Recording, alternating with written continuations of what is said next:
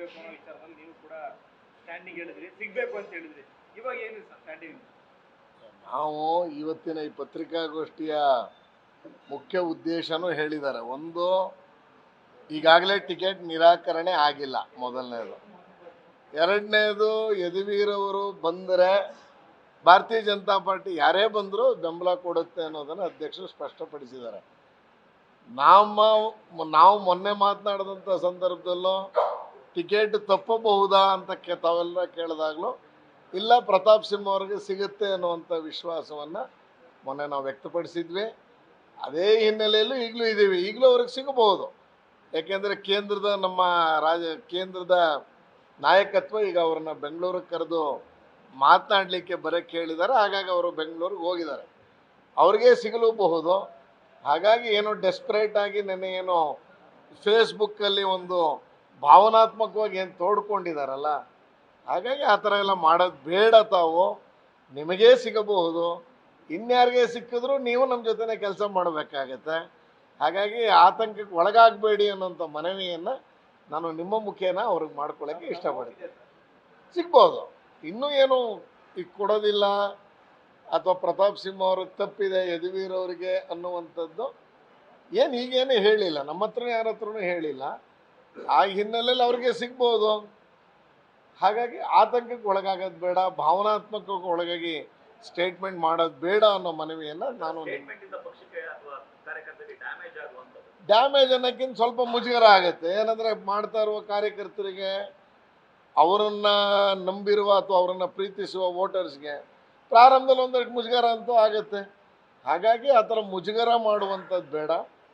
ನಾಳೆ ನೀವೇ ನಿಂತ್ಕೊಂಡು ಗೆಲ್ಲಿಸ್ಬೇಕು. ಬೆಳಗ್ಗೆನೋ ಅವರು ಕಾರ್ಯಕರ್ತರ ಸಭೆಯಲ್ಲೂ ಉದ್ದೇಶಿಸಿ ಭಾಷಣ ಮಾಡಿದ್ದಾರೆ. ನಾನಂತೂ ನಿಮ್ಮೆಲ್ಲರನ್ನೂ ಗೆಲ್ಲಿಸ್ಕೋತೀನಿ, ನನಗೆ ತಪ್ಪಿದ್ರು ಗೆಲ್ಲಿಸ್ಕೋತೀನಿ ಅನ್ನೋ ಮಾತನ್ನು ಹೇಳಿರುವ ಕಾರಣಕ್ಕೆ ಆ ರೀತಿ ನೆನ್ನೆ ಏನು ಫೇಸ್ಬುಕ್ಕಲ್ಲಿ ಬಂದಿದೆ, ಯಾರೂ ವಿಚಲಿತರಾಗಬೇಕಾಗಿಲ್ಲ. ಸ್ವತಃ ಪ್ರತಾಪ್ ಸಿಂಹ ಅವರು ವಿಚಲಿತರಾಗಬೇಡಿ ಅನ್ನುವಂಥ ಮನವಿಯನ್ನು ಮಾಡ್ಕೊಳ್ಳೋಕೆ ನಾವೆಲ್ಲ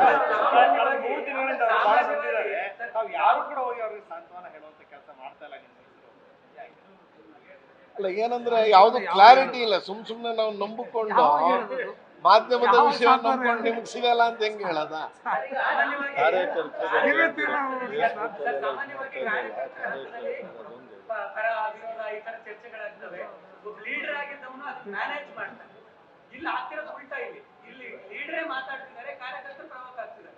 ಅಲ್ಲ, ಅದನ್ನೇ ಆ ಮನವಿಯನ್ನೇ ಮಾಡ್ಕೋತಾ ಇದ್ದೀವಿ. ನೀವು ನಮ್ಮ ಲೀಡ್ರು, ನಾವು ಹೇಳ್ತಿರೋದು ಹೇಳಿದೀವಿ. ಏನಂದ್ರೆ ಪ್ರತಾಪ್ ಸಿಂಹ ಅವರು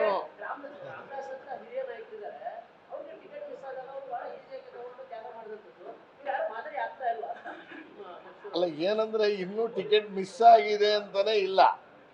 ಹಾಗಾಗಿ ಆ ಥರ ಹೇಳಬೇಡಿ ಅಂತ ನಾವು ಹೇಳ್ತಾ ಇದ್ದೀವಿ.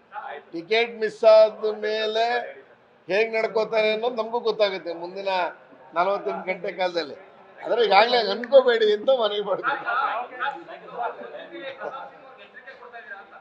ಎಚ್ಚರಿಕೆ ಅಲ್ಲ, ಒಂದು ಮನವಿ ಮಾಡ್ಕೋತ. ನಮ್ಮ ಲೀಡ್ರು ಸರ್ ಅವರು ಏನಂದ್ರೆ, ನಮ್ಮ ಲೀಡ್ರು 10 ವರ್ಷ ಮೈಸೂರನ್ನ ಆಳಿದ್ದಾರೆ, ಯೋಜನೆಗಳನ್ನ ತಂದಿರೋದು, ಯಾವುದೂ ನಾವು ಇಲ್ಲ ಅಂತ ಇಲ್ಲ. ಹಾಗಾಗಿ ನಿಮಗೆ ಏನು ಆತಂಕ ಬೇಡ, ನಿಮಗೂ ಆಗ್ಬೋದು ಅನ್ನುವಂಥದ್ದನ್ನ. ಅಕಸ್ಮಾತ್ ಆಗಲಿಲ್ಲ ಅಂದರೆ ನೀವು ನಮ್ಮ ಜೊತೆ ಸೇರ್ಕೊಂಡು ಕೆಲಸ ಮಾಡಲೇಬೇಕು, ತಪ್ಪಿಸ್ಕೊಳಕ್ಕಂತೂ ಆಗಲ್ಲ. ಆ ರೀತಿ ಏನಿಲ್ಲ. ಧನ್ಯವಾದಗಳು. ನ್ಯೂಸ್ ಫಸ್ಟ್, ನಿರ್ಭೀತಿಯಿಂದ ನಿಮ್ಮ ಪರವಾಗಿ.